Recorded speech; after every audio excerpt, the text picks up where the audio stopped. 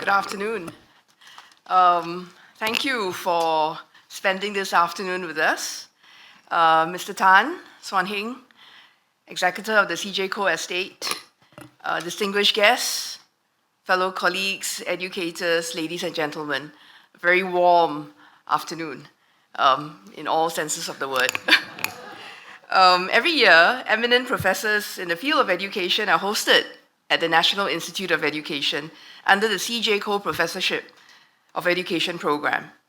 The CJ Co Professorship is supported through a very generous donation to the Nanyang Technological University's Endowment Fund by the estate of the late lawyer, Mr. Ko Chun Ju, or CJ Co, as we fondly refer to him. We would like to thank Mr. H. Tan for the continued support for this professorship series as the executor of the CJ Co estate. I'm going off script, but if you're ever at the NIE, please drop by the library to have a look at our newest collection, the Visitors Gallery.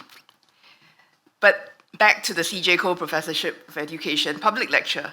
So these lectures are really endeavors to bring professors to the NIE to contribute to our collective endeavor to inspire learning, transform teaching, and advance research. And of course, this year we're very honored to have with us Professor Christopher Chapman.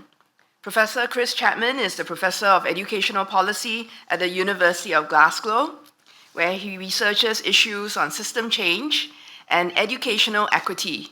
I would imagine these are topics that are very near and dear to our hearts, regardless of whichever systems we come from.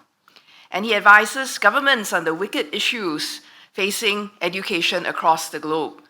He is a fellow of the Royal Society of Edinburgh and has served as president of the International Congress for School Effectiveness and Improvement.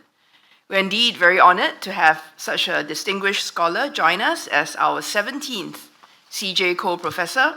So ladies and gentlemen, please join me in welcoming Professor Chris Chapman to deliver his public lecture.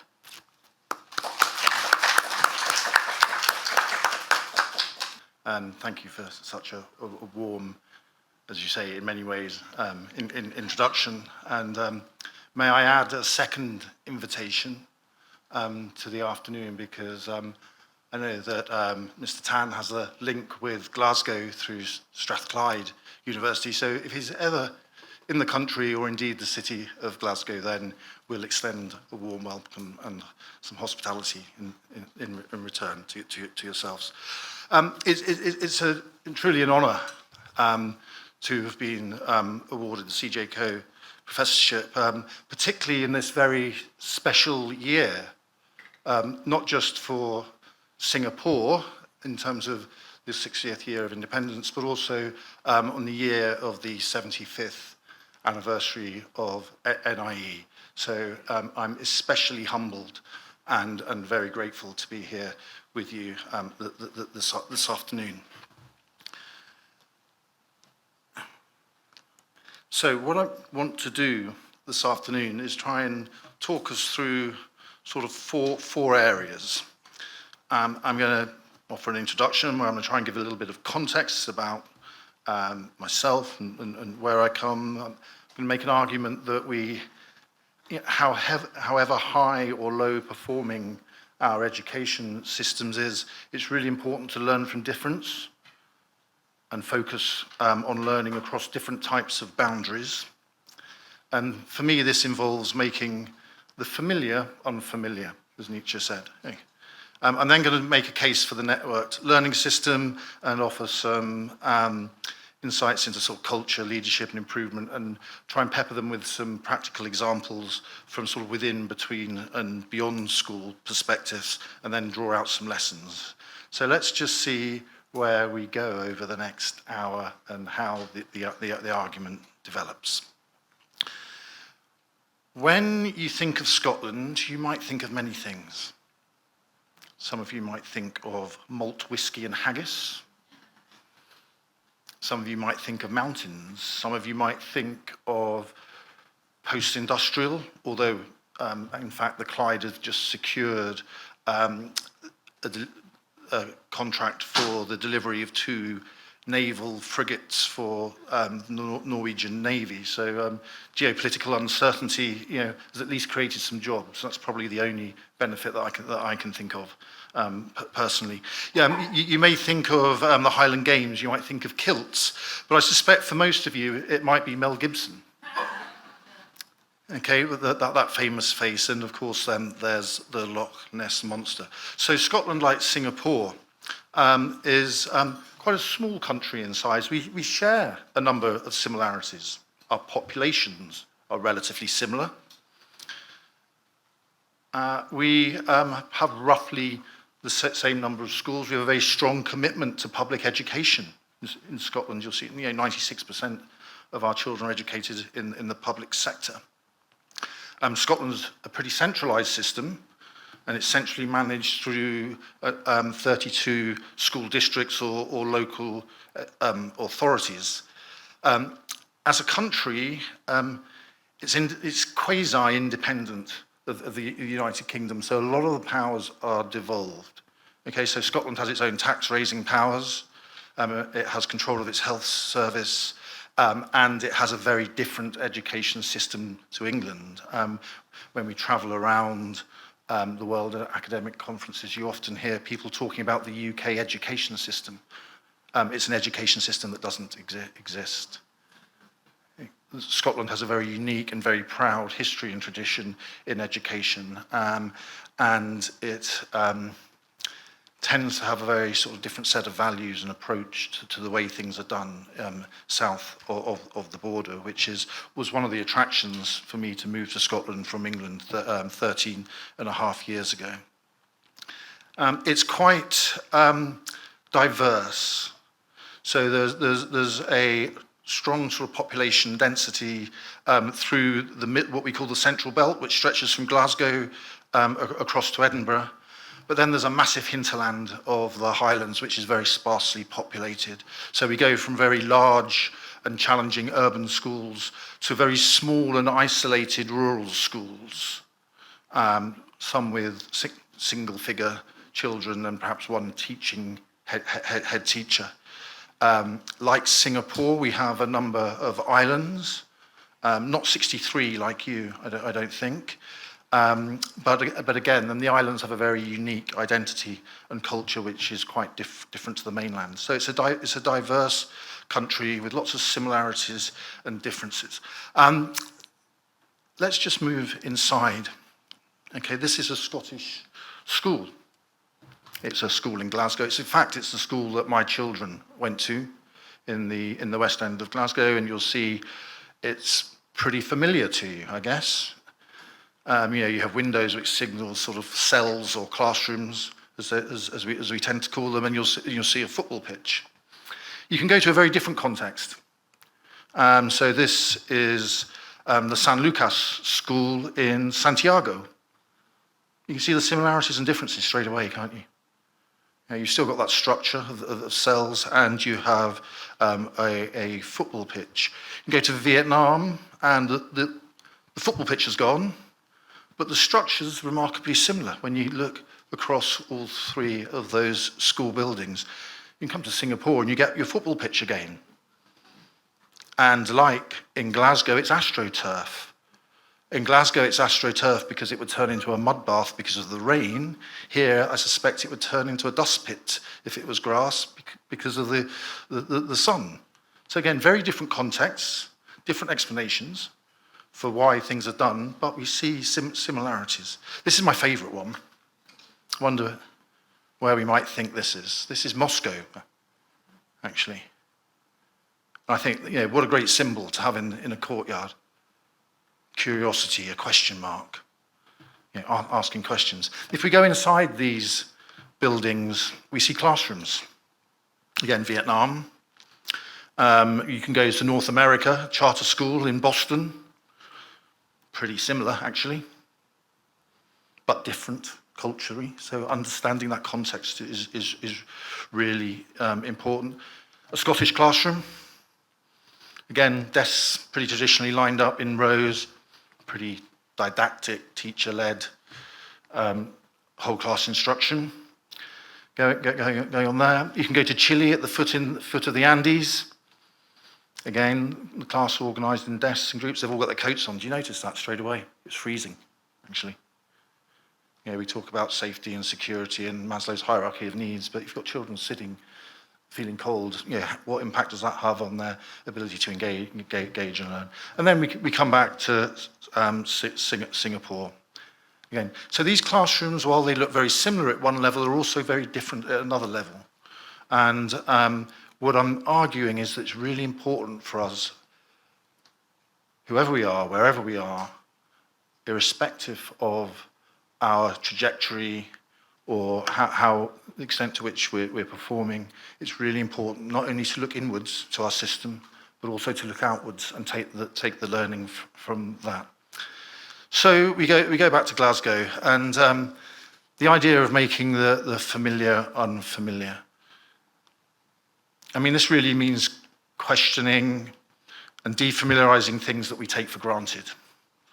Especially our own habits, our own beliefs, and the prevailing societal values. It's really important to do this because we need to ensure that we are critically examining and disrupting our unquestioned assumptions about what's happening in our education system.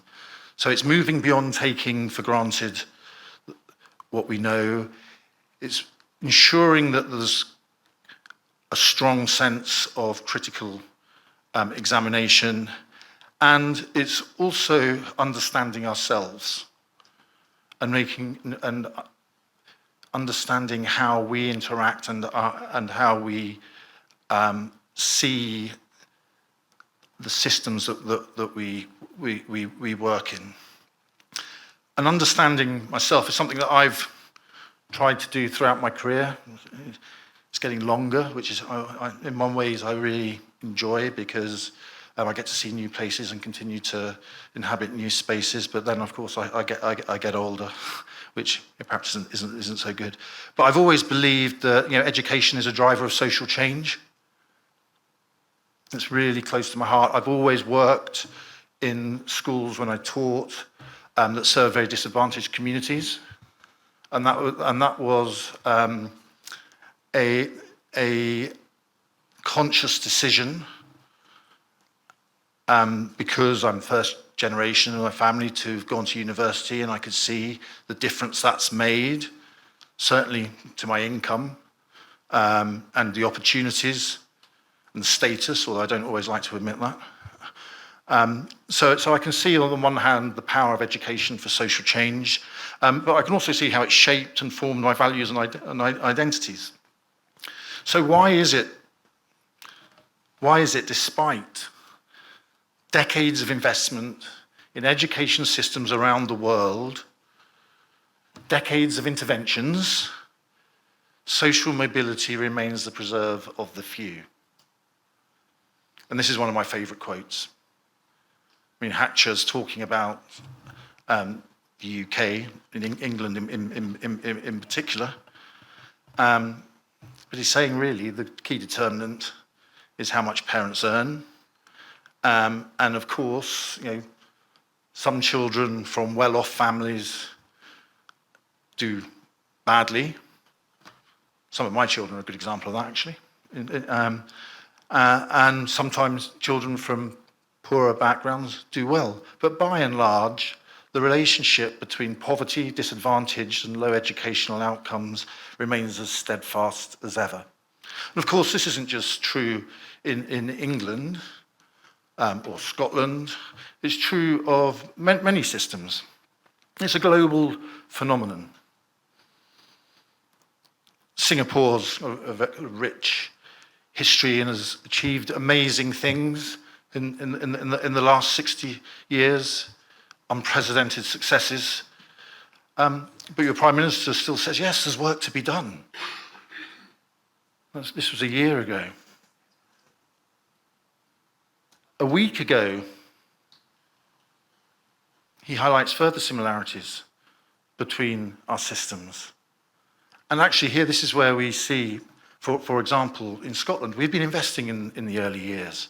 We've actually been looking at prenatal investment, because the gaps start before the child's born, and of course they open up as the child moves through the system. The Labour government in England introduced Fresh Start. You have Kids Start, which is a similar idea in terms of providing wraparound support for families. I'm going to speak a little bit about our sort of holistic approaches with parents and social agencies, because part of the argument and the rationale is that we have to connect education to broader social policy issues. Education doesn't exist in a vacuum. It exists in a community and in a wider society.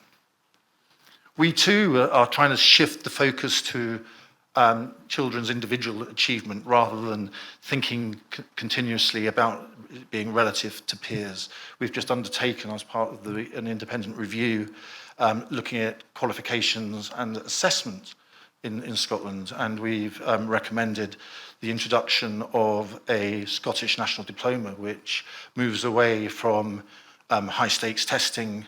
In fact, Scottish children, perhaps along with Singaporean children, are some of the most tested children in terms of public examinations in the world. We think we need to move beyond that as society changes.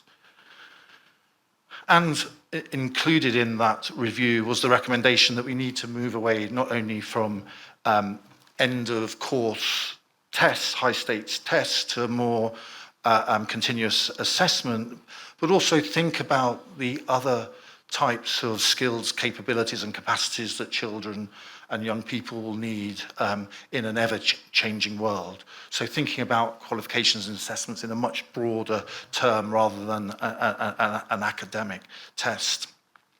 And I think for me, one of the key messages that your Prime Minister gave, which really resonated with me, was the argument or the ambition to move to a more inclusive meritocracy that encourages excellence in every field and that values the diversity of abilities and talents. If I may, you make me reflect on the first meeting. I'm part of the First Minister's International Council of Education Advisors, along with Pak T from NIE, actually, who ironically is in Scotland now rather than here. We crossed somewhere over Europe, I think. But at the very first meeting of this group of advisors with the First Minister in Scotland in 2016, I remember it really well, we were all sitting around the table, and the First Minister said, "My defining mission for this government," and she leant forward and clenched her fist. She said, "My defining mission is to eradicate the poverty-related attainment gap." And there was a sort of silence as all these professors sat around the table and thought, gosh, crikey. And then one of us, and it wasn't me and it wasn't Pak T, said, "Well, First Minister, that's a laudable ambition, but empirically impossible." To which there was a sharp intake of breath from the First Minister. And a lot of professors were looking at the floor and around the room and anywhere but the First Minister. And she said, "Well, even if it's empirically impossible, we're bloody well going to do it." And and of course, 10 years on, almost 10 years on, coming up to an election, the metrics are moving in the right direction. But the gap is still there. Going back to that Hatcher quote, despite £1 billion of investment in this Parliament, it's not through lack of political will, but these are tricky issues. And as long as we stay siloed and thinking about hierarchies as a mechanism for change, we will continue to struggle. So what I'm going to propose is a rationale for thinking about things a bit differently. And it's something that we've developed over sort of 30 years of our working. And the argument goes something like this, that systems have untapped capacity in different places to improve themselves, irrespective of their level of performance. And of course, the higher your performance, the nearer you are, so there's less headroom, so things become more difficult. So the bad news for Singapore as a very high-performing system is, the challenge is probably even tougher for you guys. But the way that you can begin to tackle this is by systematically moving knowledge, ideas, and expertise around the system. and thinking about this through different perspectives of within, between, and beyond structures. And therefore, you can untap this systematic potential. Every school, every district, every system knows more than it actually uses. There's more expertise that exists, there's more knowledge that exists than is actually being utilized. So the trick must be to utilize this knowledge. And the way that we have been developing our approach is by placing evidence and inquiry, as Singapore has done for many years, at the center of our approach to deepen the knowledge base and sharpen the critical edge to these arrangements. So it's not doing things because it feels good and it's nice, it's actually being really forensic and critical, learning to sort of fail fast and take risks, which of course is difficult when you have accountability systems that are aimed at compliance and create sort of isomorphism, so people mimic behaviors and so forth. There has to be ownership within the local context. So specific issues need to be addressed and they need to be adapted and they need to be owned by the people that are leading the change. They can't be centrally imposed and mandated from above or on high. But of course, you need to have some sort of coordination. This isn't about letting 1,000 flowers bloom. So, and coordination requires leadership. We'll come on to that. And our argument is that what we've been doing, the reason why Hatcher's saying, well, things aren't really changing, is because we need to move beyond these traditional ways of working. We need to rethink the roles and the responsibilities and the relationships in our system. And this will involve working across different types of boundaries. So we go back to that learning from similarity and difference again. And you might say, well, why now? Well, the pandemic, stress test systems at every level, and systems and cultures and practices were largely found to be wanting, certainly in our context. Yeah, we're facing a range of existential challenges and opportunities, whether it be geopolitical uncertainty, whether it be climate change and sustainability, whether it be the emergence of AI, and so forth. We need to do things differently, and we need to do it now. And this requires, as I've said, a rethinking of leadership and proposal. And there's a number of colleagues in the room that are university colleagues here, and there's an important message here for universities, I think. And the message is that universities too can't go on working as they have done in the past. You know, we were just talking about knowledge transfer and impact. Yes, research and teaching are our key priorities, but I believe universities need to become activists. They need to be change influencers. They need to be out in the system, working with and supporting developments. It's no longer okay just to sit in an ivory tower, reading, searching the internet, so forth. We have to be out influencing and shaping change. And that's more important than ever, just because of those existential challenges. Because we need to get out there and we need to be espousing the values that we believe in.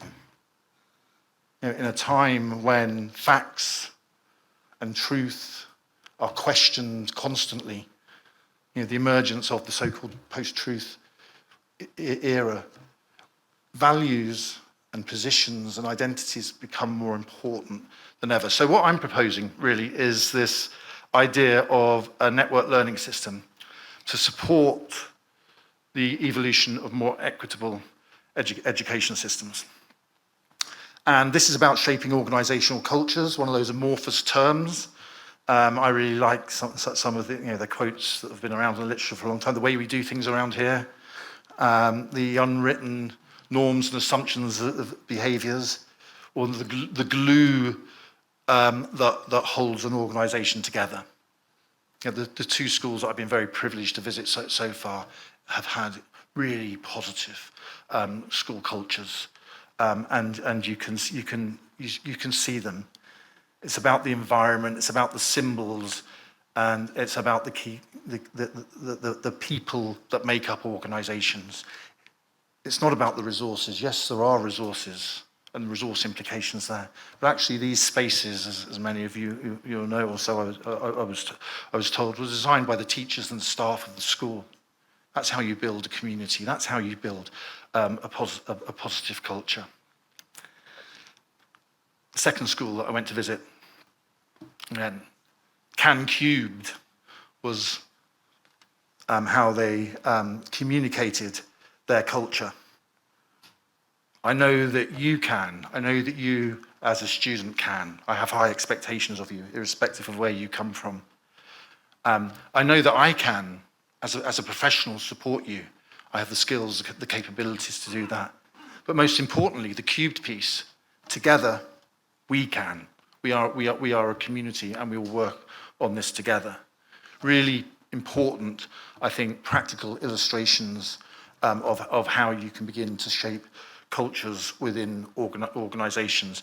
But that's only part of the story in terms of organizational improvement. What I'm proposing is a network learning system, a system that's connected through networks across different types of boundaries. And these boundaries could be physical, yeah? They could be the classroom, the organization, they could be geographical, or they could be professional. So it's a more sort of holistic idea, and this could be cross-phase, it could be multi-agency, it could be cross-sector, or it could be curricular. And which boundaries you choose and decide to work across will depend on your individual context. And secondly, of course, this is driven by design-based research. Some people talk in terms of research practice partnerships, which I think are key to moving the agenda forward and relate back to that point about the role of the university within broader society in terms of the university's corporate and social responsibility in terms of its civic engagement. And of course, what the research and the inquiry bring to this developmental work of working across practices is a critical edge that builds leadership capacity through practice-based professional learning within the system. And on Friday, I'll talk a bit more about that. And how some of the boundaries that we've been working across, we've been thinking about within schools, within organizations. We talk about between school perspectives, the networks and the collaboration, again, which long history and tradition of in Singapore, and then beyond school. So I'm just going to talk a little bit about leadership and then move into thinking about some improvement and give some examples of that. Some of our earlier work on new models of leadership in England identified a sort of shift in trends. So there was a sort of direction of system travel that was pulling school leaders from thinking about issues of management within their school to thinking about leading within and between schools, and then getting into issues of governance beyond schools, outside of education. And of course, what this did was open up spaces for other roles to focus in schools. And I think there's a really important professional learning point here because, as these senior leaders, particularly principals, were being pulled out of schools, working in ever more complex spaces, it was giving opportunities to staff within schools to take on leadership and management positions within their schools. But of course, they were sort of managerial day-to-day experiences that these staff were gaining, rather than those complex experience in very sort of nuanced circumstances where positional power is unclear, whether you're probably working in a multi-agency setting with perhaps a senior policeman, a senior health worker, and the school, you're sitting around the table and the school leaders, people are jostling for influence and power. People aren't doing things because you're the head teacher or the principal and telling you to do them. But that's the experience that was happening within schools. So this is really the basis for beginning to think about a new form of leadership to support the building of a network learning system. And what I'm going to do is just talk you through some examples in the next half an hour or so of the within perspective, the between perspective, and the beyond perspective. And what you'll notice as you move from left to right is that there are less spokes as you move along that diagram. So there's more spokes within school. There's a long history and tradition, really, around school improvement. The evidence is pretty strong in terms of what needs to be done within schools. But as you move to thinking about how you work and how you improve groups of schools working together, there's an evidence base that's developed over the last decades, by many colleagues in the room and colleagues elsewhere. Your network learning communities, your school clusters, the network learning communities program in England, North America. You can go around the globe. There is an evidence base there, but it's less strong, I would argue, than the within school effectiveness and improvement evidence base. And then as you move beyond schools and you start thinking about, well, how do we support improvement beyond schools, working with other sectors and our communities, the evidence base gets weaker still. And my hunch is in this, while the evidence base gets weaker as you move from left to right, the opportunities for change and improvement increases. We've always maxed out at the left-hand side of the diagram, but there's an awful lot more potential as you move towards the right-hand side of the diagram. So if we think about within school, I'm just going to draw out a couple of what I think are really important examples. Let's talk about teachers and teacher quality, something that Singapore has been at the leading edge of, really, in terms teachers matter. And I think about teachers in my context, and the evidence suggests, by the way, that teachers matter for the most disadvantaged. And of course, what happens in my context is that we tend to put our best teachers with our best students, and we tend to hide, or try to hide, our less effective teachers with our more disadvantaged and often poorer performing students. So I think the challenge for us is, how do you get the best teachers in the right places in the system? I think that's a real challenge.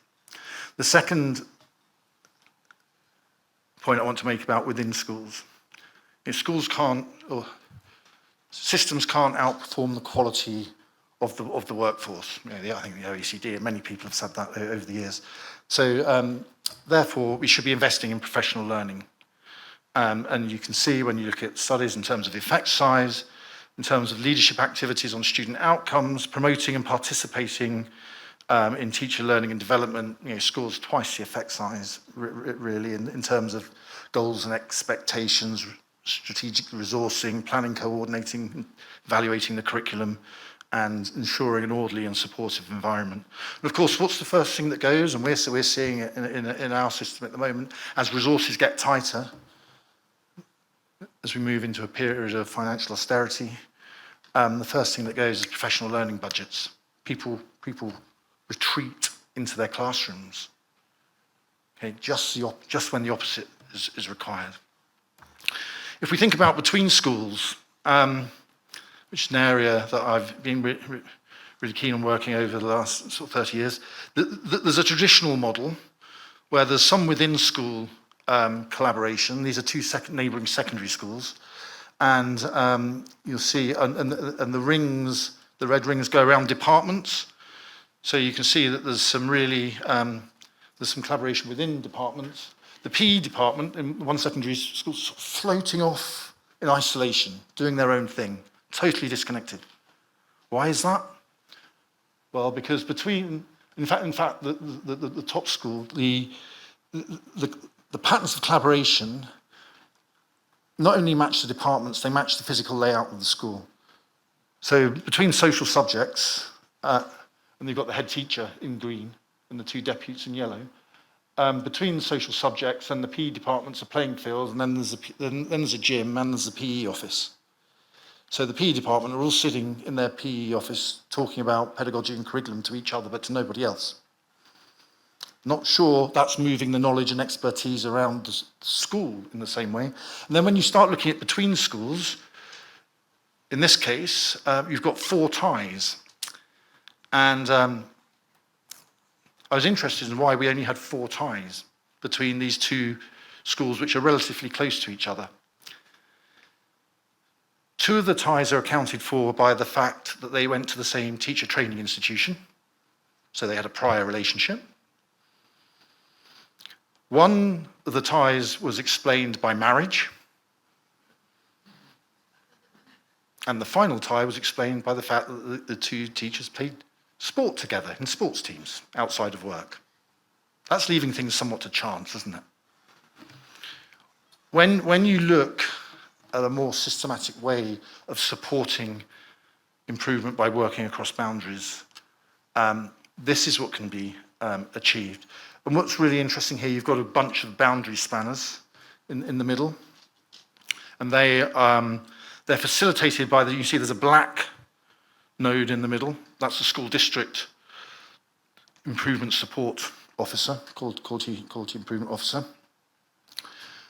And on one side of the diagram,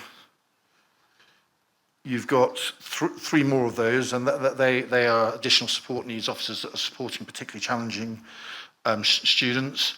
The 2 blue dots are the principals. And you see they're firmly located within their own school, which I think is really important here. You know, this isn't about principal leadership. This is about distributed leadership. It's about building leadership capacity in the staff. It's the staff, it's the teachers that are taking on teacher leadership roles, working across those school boundaries. And as part of that, we invested in sort of structured professional learning, where we bring these teachers and schools together. We create the environment, we create the space, we involve students. So students are very active in this, in supporting the teachers' professional learning and feeding into it. And we are outward looking ourselves. So on the left-hand side of the diagram, that's professional learning from school improvement program in New York that we visited, and brought ideas back to Scotland to use. But let's move on to beyond school. So there's a long, I've argued there's a long sort of tradition within, probably shorter in between, and I think the beyond school, while there's certainly less evidence, although there's been interest, and we've learned a lot from places like Harlem Children's Zone and Strive Partnership, and have thought about how you can, we say, sort of put poverty in its place. So think more broadly and holistically around this. So I want to talk about one of our examples of practice, which is Children's Neighbourhood Scotland, which started in one of the toughest areas of Glasgow, the East End of Glasgow, not far from Celtic Football Club in Bridgeton and Dalmarnock. And when you look at the profile of Glasgow, you can go back to the leafy suburb school where my children went. This is the profile from their area, and the data hasn't changed since here. And you can see that there's around about 10% of children living in poverty. There's 22% of children from single parent households. 92% of children leave school to a positive destination, and only 11% of children are between the ages of 16 and 19 are not in employment, education, or training. You go to the East End, and you see those blue indicators reverse. So for nearly half of children living in poverty, 61% of children in single parent households, school leavers with a positive destinations down to 85%, and 65% of children of 16 to 19-year-olds not in employment, educational training. Just think about that. 65, over 2/3 of young adults in that area aren't engaged in employment, so they don't have a job. They're not in education or training, so what are they doing? They're just missing. So what we tried to do was think about, where do the assets exist in that community? So we worked with Glasgow City Council Education Department. We worked with the NHS, and we worked the Glasgow Centre for Population Health. We involved a range of local and national business partners, so Virgin Money, PricewaterhouseCoopers, tax firm, Greggs, which is like a fast food shop that doesn't sell burgers and chips. It sells sort of sandwiches and cakes and sausage rolls and so forth. To see what resources existed that weren't being tapped into by the education system. We brought all these groups together, and this was a university again, acting as an activist, working with Glasgow Centre for Population Health. We spent an inordinate amount of time building relationships and trust, and moving from a very informal set of arrangements to something more formal. And the design involved two dimensions. Okay, so there was a developmental aspect of what was going on here. So taking a neighbourhood, a community-based approach at the core, working with services across different sectors and types to build an approach built on sort of collective impact, which is, I really like this diagram. So if you think about services, at one extreme, you can have total disorder and confusion, where the services don't even know what they're doing themselves. You can then move to a situation of individual impact, where the services are all pulling in different directions. They know where they're going, but they're certainly not going in the same direction. Coordinated impact is a further step in the right direction in terms of all moving in the same direction, coordinated impact with alignment, but still working in a very siloed way. And by and large, I would argue our system is somewhere between individual impact and coordinated impact. What we were trying to do was promote this idea of collective impact, where everything's mutually reinforcing. So put simply, you get more bangs for your bucks. It's not just about education working within schools and between schools, and then the community sector working beyond schools. It's about finding the synergies between all three of those perspectives and identifying where they can add value to each other's work. The second part of this programme of work is really about the university's role again. So yes, external research to inform our decision making and contribute to the knowledge base, providing detailed analyses of context, being activists in terms of promoting and supporting participatory research to build capacity within the neighbourhood, and using that activity to evaluate our impact and share insights and learning, initially within the one neighbourhood that we had, but then after 2 years of working with the one neighbourhood, the programme of work was expanded to 6 sites. So we formed a coordinated network across 6 sites. So we were moving that knowledge and expertise around our sort of microsystem.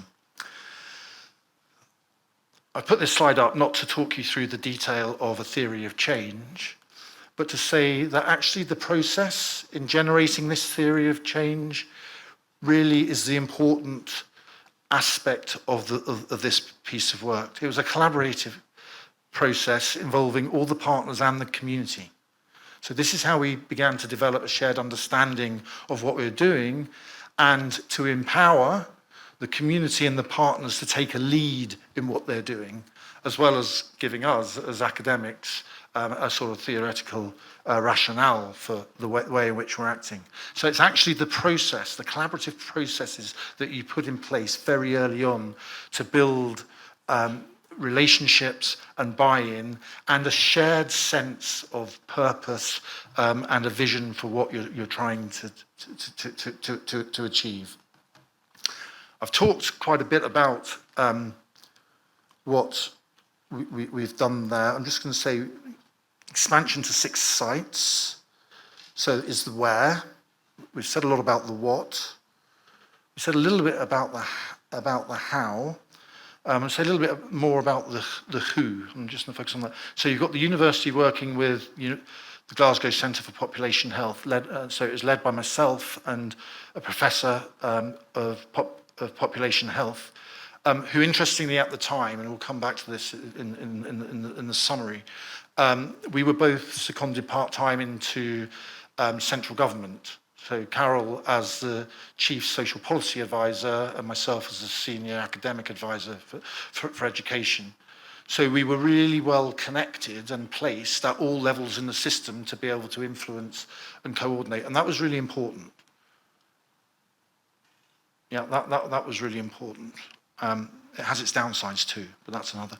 The way this worked was that each site, each neighbourhood, had to find 50% of their own funding.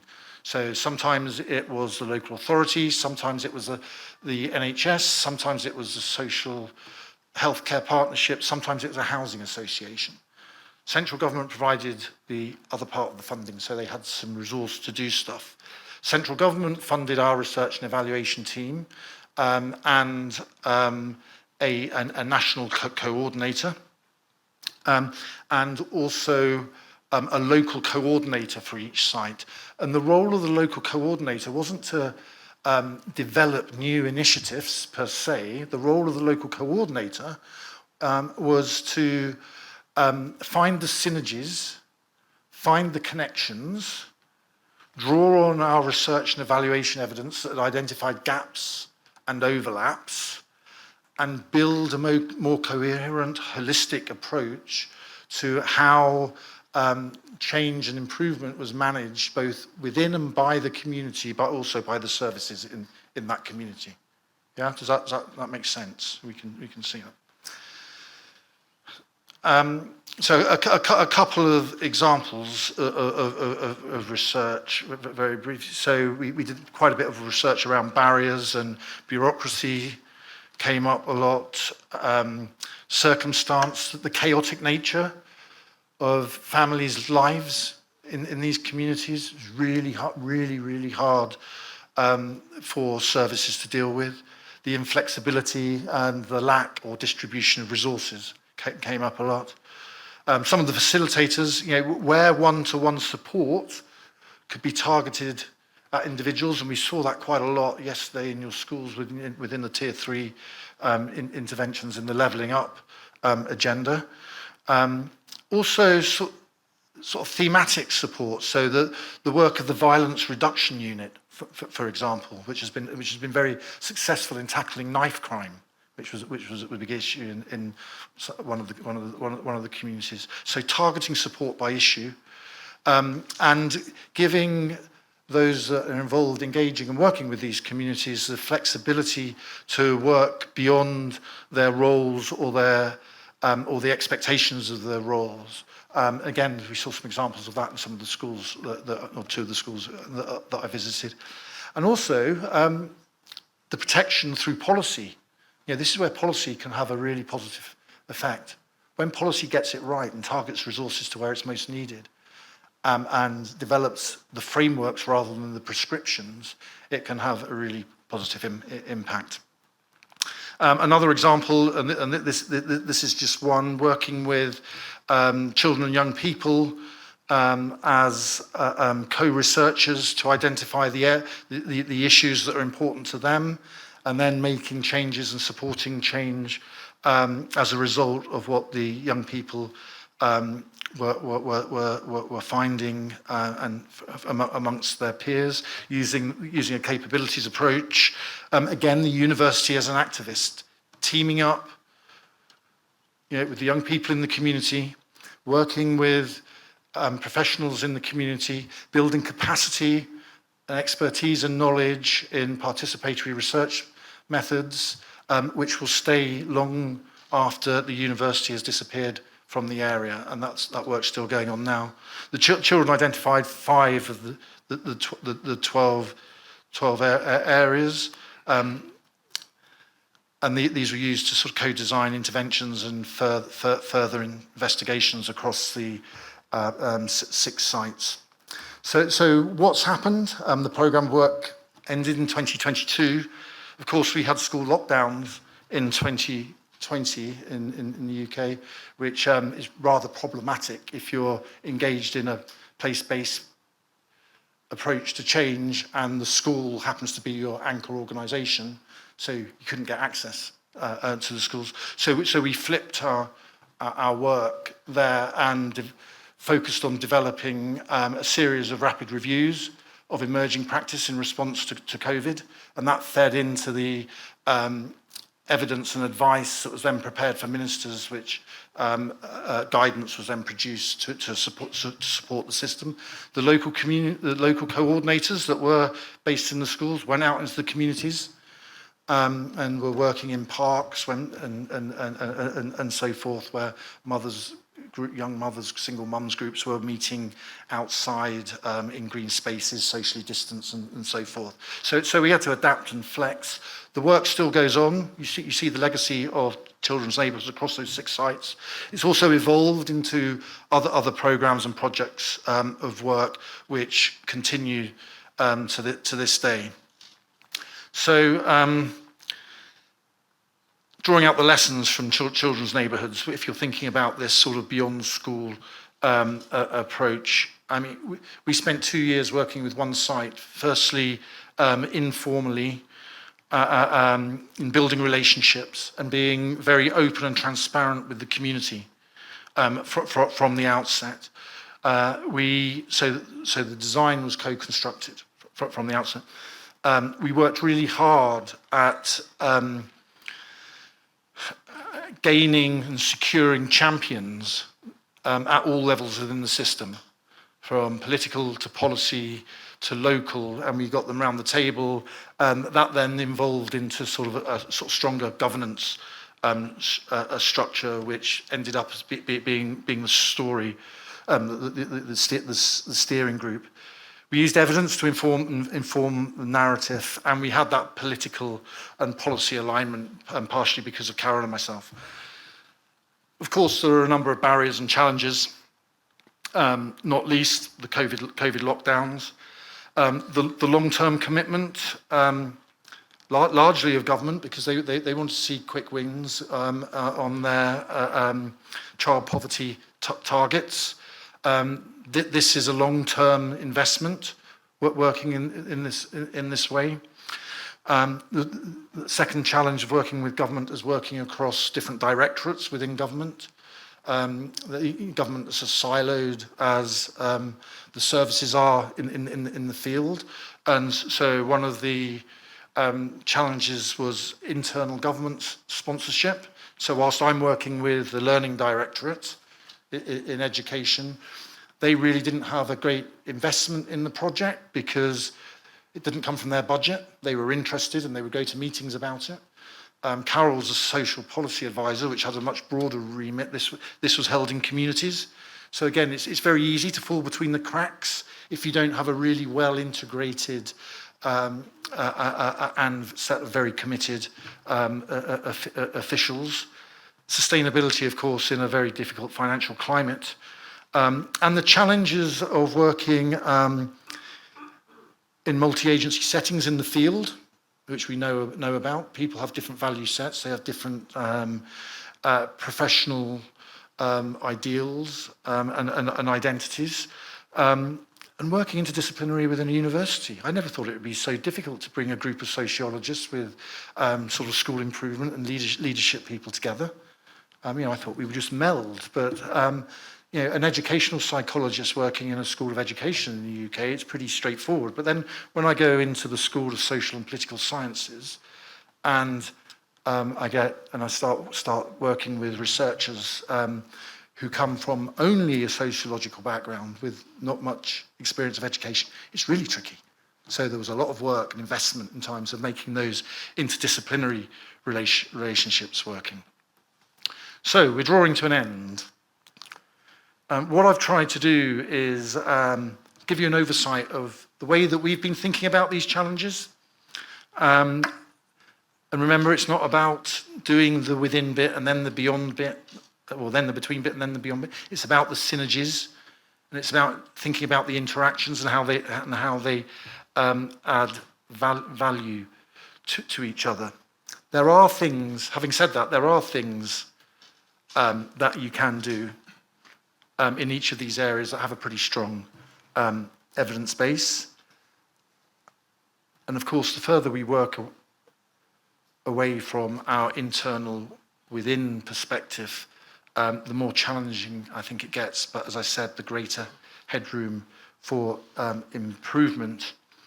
And then finally, I would say, really important to be clear about the university's role, as I've said before, in an ever-changing world, and being clear about its position and the contribution that the university can make to a network learning system. So broader, drawing out the lessons before we draw to the close. We spent an awful lot of time trying to understand the context, understand the barriers, and we categorize them in sort of three. There are social barriers, there are political barriers, and there are contextual barriers in our work. And we've written about this in the, I wrote about this with Mel Ainscough in the British Journal of Education. If you don't understand the barriers, it's really tough to try and identify what the likely solutions are to be. I've spoken quite a bit about clarity of the university contribution and thinking about the type of contribution that universities need to make in the future, working at that nexus between research, policy and practice, and blurring those boundaries, and our responsibility to contributing to sort of civic society. I mean, there are people that are really good at this stuff out there in the field. So it's really important early on you identify the movers and shakers. Some people just are really socially incredibly able in terms of navigating the ambiguity of these very difficult spaces. And if you can harness their energy and position them in the right places, they make the jobs so much easier. So identifying the key agents is key, and equally spotting those that aren't well suited to this type of work, because sometimes they're the ones that hold the formal positional power. So you then have to think about whether you invest in developing them or you find ways of working around them, is what we found. All in a pretty pressurized environment. That slide about the structured collaboration just between those two schools. I mean, I was really interested in being in Crest yesterday, and you've got 4 schools of that type, and I was just thinking, wow, wouldn't it be great if you get these? I mean, we know the most successful schools are members of many clubs, right? It's those schools, it's the unsuccessful schools that tend to be isolated and not working with each other. And Crest looked to me to be doing amazing things. Wouldn't it be great if you could create a club of those 4 schools, so that there was structured professional learning going on between those four schools, that they could be learning from each other's practices, not in an incidental way through informal connections, but in a way that is very deliberate to move the expertise and knowledge across the boundaries. I think it's really important to remember that as a university professor, I'm pretty committed to the evidence, but that doesn't mean everybody is. When you're working across these different types of boundaries, evidence can be seen as a threat to many people, to practitioners in the field They don't want to be exposed. To politicians, what about the risk? How do I manage the risk? Same for officials. So being an advocate for evidence, I think, is really, really important. And trying to create a culture where people view evidence as a way of minimizing the risk rather than exacerbating the risk. I haven't talked about subsidiarity really, only by implication. So making the right decision at the right level. So to try and move the decision-making as close to the practice for the decisions that are best made by practitioners themselves. Of course, there are some decisions that are best made further away from practice, but it's understanding which decisions need to be made where within the system and across which boundaries. And then finally, I mean, it's oft said, but it's a mantra that we rehearse to ourselves constantly, is that really this all seems so logical and really technically quite simple. But actually, unless you understand the relational side of this and how socially complex working across these different boundaries to try and create a network learning system rather than just a coalition of the willing, which is often the outcome, I think, of some sort of collaborative and networked efforts, then you're doomed to finding things very difficult. So that's me. Thank you so much for your attention. If you're interested in making contact, my email's there. And I guess the real question is, where next? Thank you very much.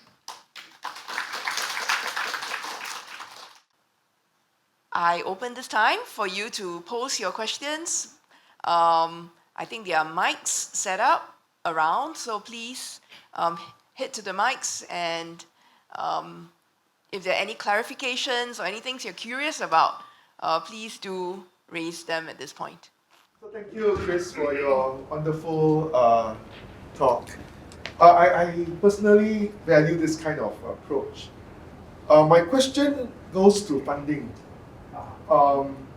So design-based research, participatory forms of research, a decade back, we kind of knew that the opposite, where you actually do research from a third party and then try to get the research and then convince others, may not always translate very well to people on the ground. So you flip it around in a form of participatory form of research, right? So the question is, how do we scale this kind of work, right? Because you need every locality to be a network. And so my first question is one on sustainability.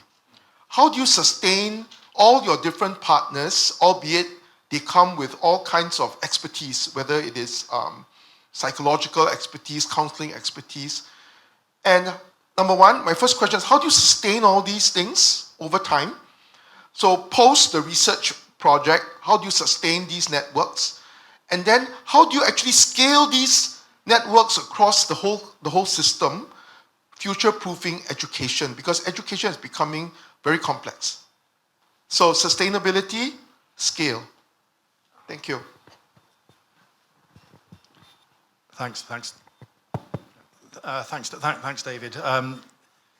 Sustainability and scale, forever the thorn in our side, I guess, is the first response. What we're doing in the way that we're working in terms of sustainability is building capacity in the localities. Right, so from the outset, the ambition is to make ourselves redundant. So that's the idea behind the sustainability. So we're working with the system in these localities and leaving a legacy that is sustainable with only minimal input from us and from and that allows us to work in a very different way. So if I give you a different example, a citywide RPP that we've been working with, which I'll talk more about on Friday, we started off working in quite an intensive way with them. But as their capacity has built internally, our engagement has dropped off externally. So the way that we do that is now, the way that we monitor them is by taking, in fact, a more traditional research role.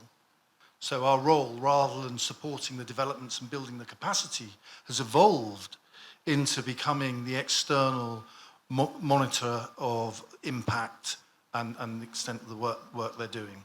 The scale point, I think, is really interesting. And how we've done that, if you take the children's neighbourhoods as an example, there are more assets and levers in the system than just a university. I spoke about the idea of belonging to many clubs. So there are national networks that take these ideas, the knowledge and the expertise, and I don't want to use the word replicate, but move that knowledge around the system at scale, rather than us being at the hub of the network. We're almost outside the network. So I think it can be done. It's not easy, and in our context, I'm not sure about yours. The one of the key barriers to both sustainability and scale is funding. That's what we find.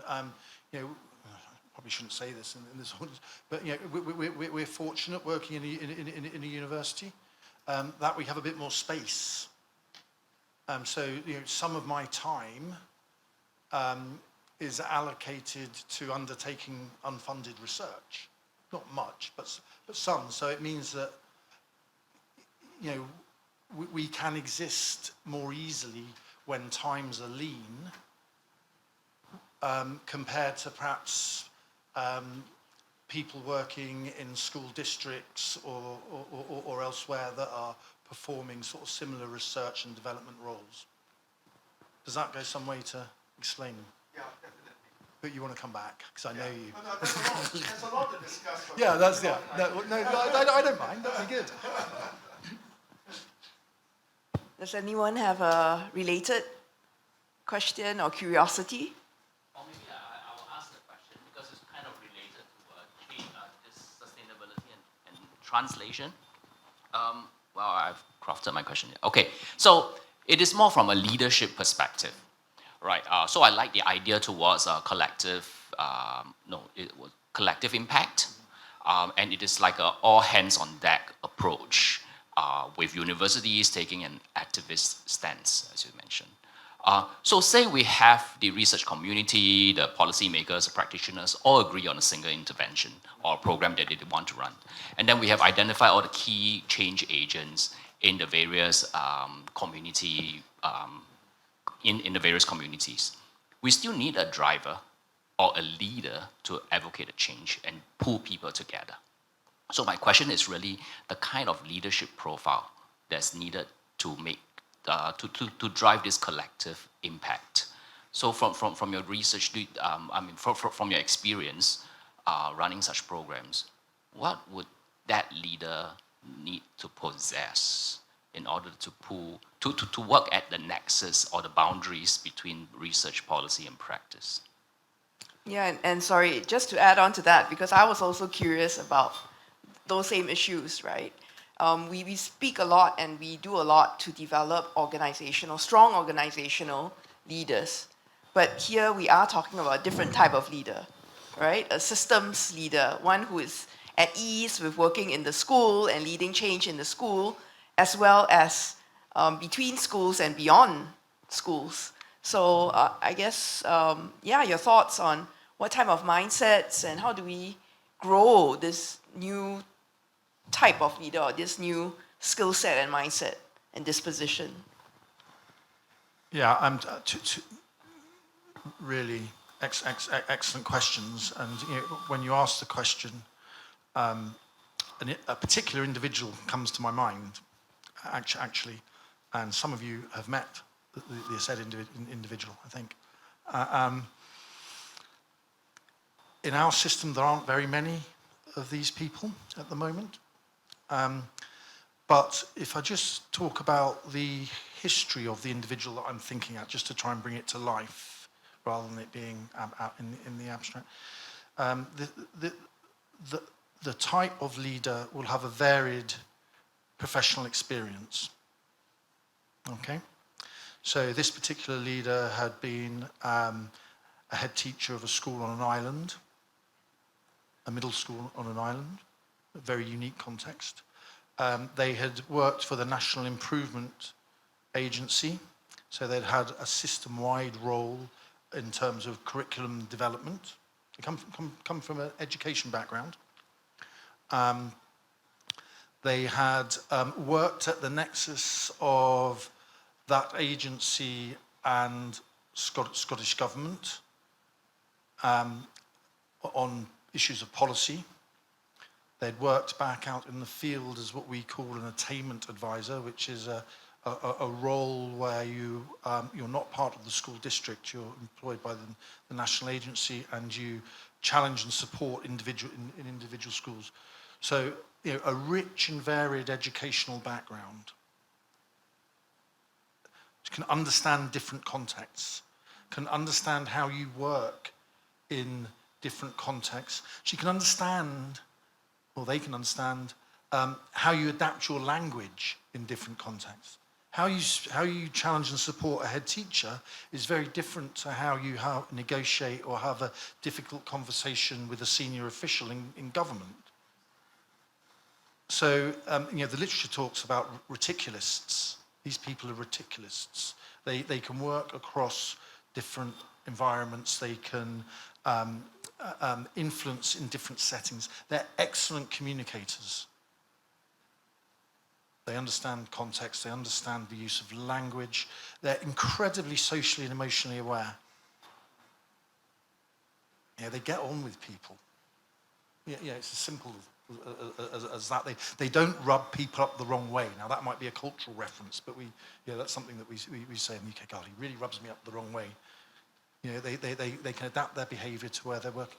They're risk takers, but they're not mavericks, in my experience.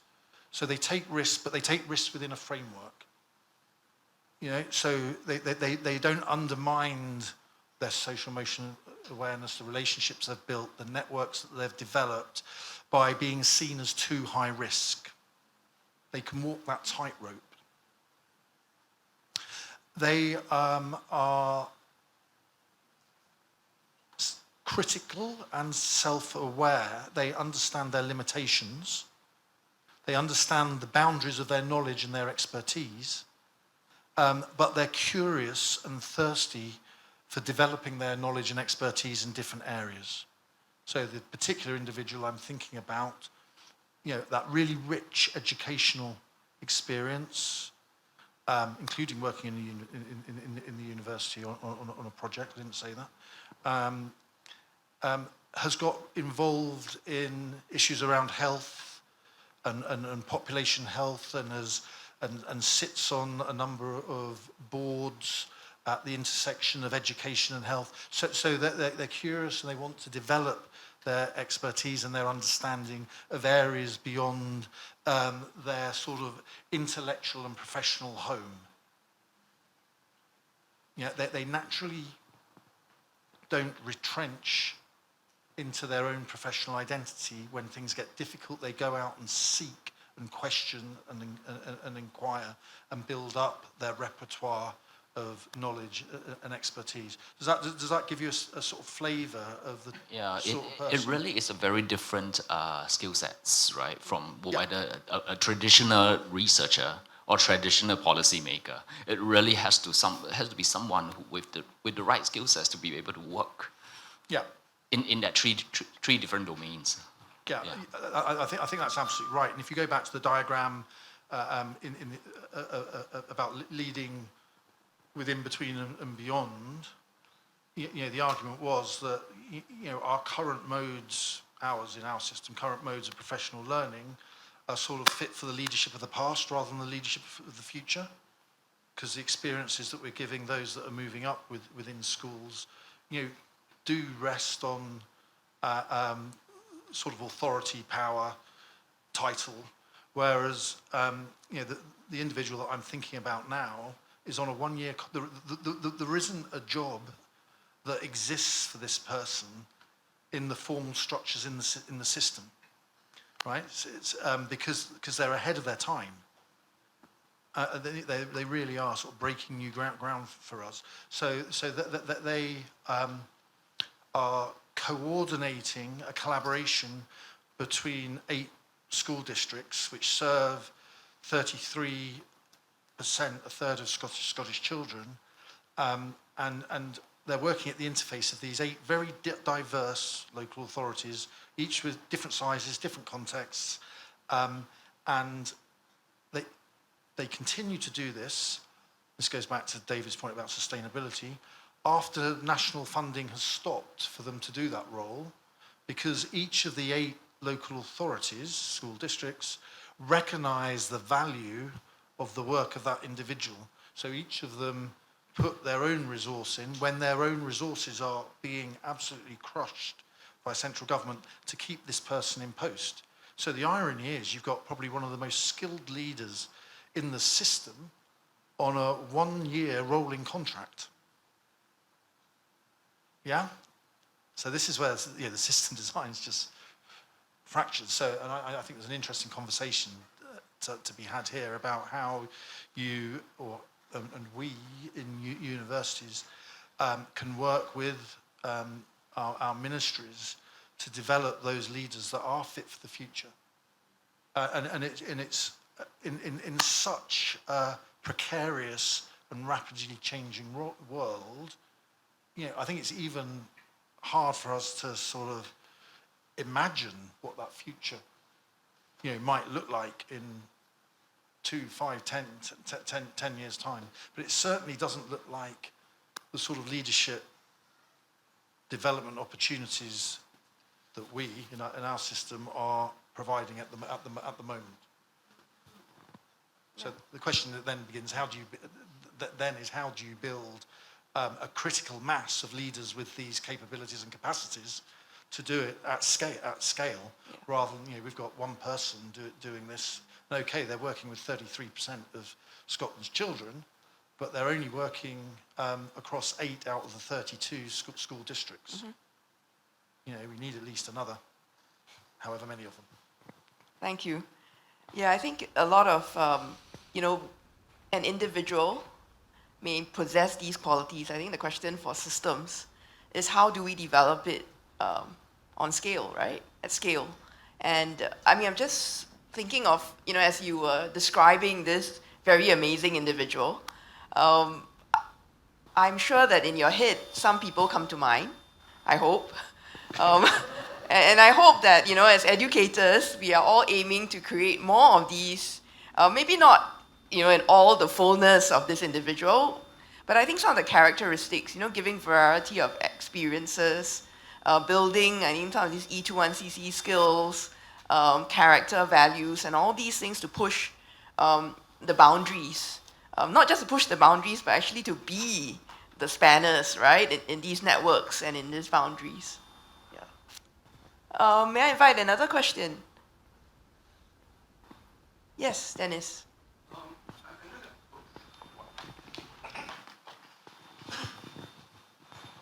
I'm going to start with an example, then followed by a metaphor, and then the question. So it's going to be a bit long-winded. For the last 2 days, I've been, with Trevina, been involved in an off-site workshop with NTU colleagues. And it was only purely by coincidence that I was seated in 2 separate tables, where I met 2 different people from NTU.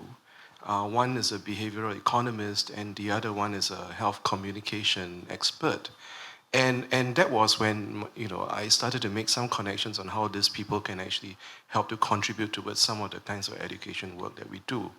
But it is purely ad hoc. It is purely by serendipity. when we think about network learning systems, the danger or the starting point has to be, you have to be in the right place at the right time, sometimes, right? So let me go to that metaphor now. That sounds like a bee, right? A bee is moving from one flower to the next, pollinating and creating the kinds of outcomes that you want. How do we move from a bee to the next metaphor would be the gardener, right? A gardener is someone who is a little bit more has a design in mind and a little bit more systematic, knows what the garden is supposed to look like and creates all the resources, pulls them all together. But do we end there, or do we stop at a gardener as a metaphor, from a bee to a gardener? Or do we go even further into a mycelial network, a fungi network that exists on an entirely different ecological system, self-sustaining, fully functional? People often call the fungi network the wood wide web, right? That's what it's all about. We've talked about systems, we've talked about leaders. I really want to question that. How do we create in a systematic way the kinds of network that we really need for the opportunities to be optimized in that sense? You know, how do we move from partnerships into an ecological system with stewards who will take care of it and mind it, like you know, a mycelial fungi network? Thanks, Dennis. Good job. I'm a biologist by background. I won't continue the metaphor as much as I like it. I think that's very helpful. On a very practical level, I think we need to develop people, build the capacity in people that recognize the value of working at all levels in the system at the same time. Okay, so let me explain. Part of the challenge that I believe that we have is that we have a history and tradition of a pretty centralized hierarchical culture. And you know, all too often I've observed people in our system progress upwards, literally, in the system. And as they move and their professional capital develops, they climb the ladder. Might be a gardener's ladder, I'm not sure. And as they climb that ladder, they chop off the ladder below them. You know, I think, you know, if we get to, you know, a microbial network, we need to think, to change our perspective and tilt the direction of our head from upwards to laterally. And that's not to say that you don't need hierarchical structures, but culturally our heads need to look flatter and need to look across. And if you have people that can work at different levels, and I can give an example in a minute, in the system, and look flatly across that system, you've got more chance of building that capacity and creating the nodes that can then organically develop. So an example, in 2013, a head teacher joins our 3-year networking project. By the second year, she's working seconded into the district, not only doing what she's been doing with her own school, but with all schools across the district. By 2017, she's been seconded into, in fact, these 8 local authorities, working across a third of all Scotland's children. Now, some people would see that as a rise and a move up the ladder. But after 3 or 4 years of doing that work, she's back in her own school, or was her own school, continuing her work, but having experienced a system from a very diverse set of perspectives and not had her gaze upwards, but has always had her gaze horizontally. and built a set of horizontal networks at different levels within the system in doing so, which she can then take back and draw on in terms of her sort of capital and her networks to bring about change in her own school. So, I'd be an advocate of supporting our school leaders to experience really diverse settings. And I think, one of the advantages, might be also a disadvantage, is the size of our systems in doing that. It's probably easier, I think, certainly it's my experience from Scotland, having moved from a system of 23,000 schools to a system of 2,500 schools, it's probably easier to facilitate that. I wasn't going to say manage, but I think facilitate that. Is that helpful? It's a conversation for a research proposal, I think. I think the definite distinct advantages to being in, systems which are small and nimble. And I think in our system where so much has been done really to put in pillars and foundations, it's just a question of how do we activate it and amplify some of the work that is starting at nascent stages. But I think that the point, is well taken about how it really requires a very different mindset. And most of us who started off as teachers may not have begun with that mindset. So how do we then fuel it and foster and kind of grow the flame, of thinking not just as a teacher in my classroom or a teacher in my school to someone that's actually part of a larger entity, be it a cluster or a zone, but also then part of a larger society and a community that goes beyond education, because education is only one of the many systems that exist in Singapore or in any ecosystem.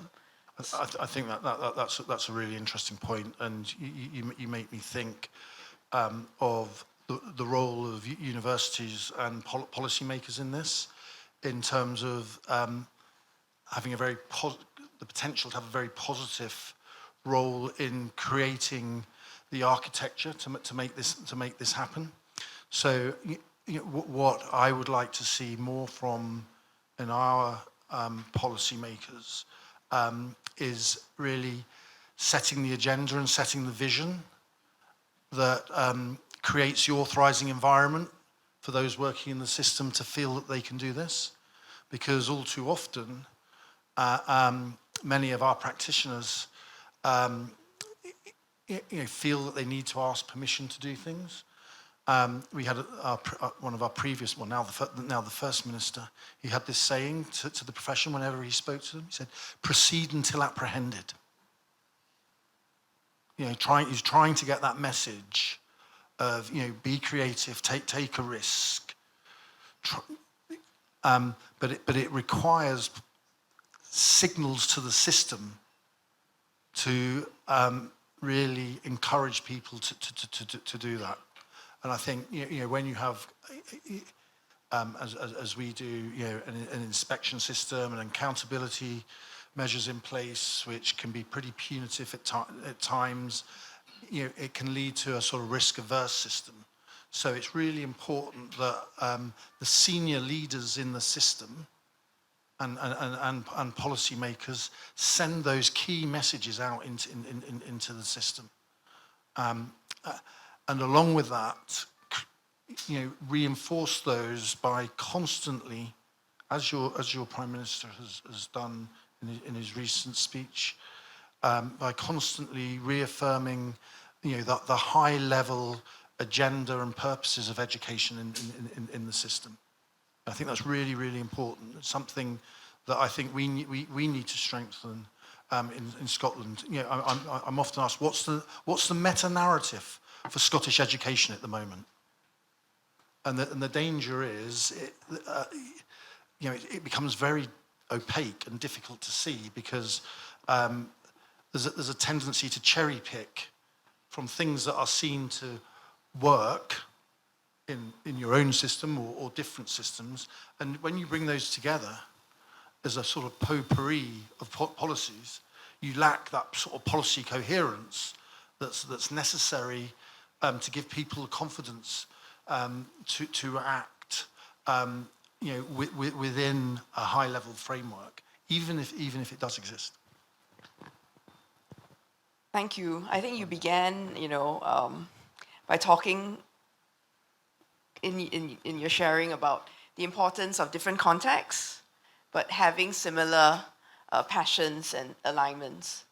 And I think what your sharing has shown, even telling us about what's happening in Scotland and with some of the networks and neighborhood communities that have been set up, is to remind us of the importance of these networks that we're all part of, and that I think all of us represent, sitting in this room. Some of us are from schools, some of us are from the ministry, some of us are from the university. And how can we then work together in order to ensure that different anchors in this ecosystem or this system's leadership actually is strengthened and enabled through collaboration and the building of community. So please join me in thanking Chris for his sharing, and I hope that it has germinated some ideas in your head for future deliberations. Thank you.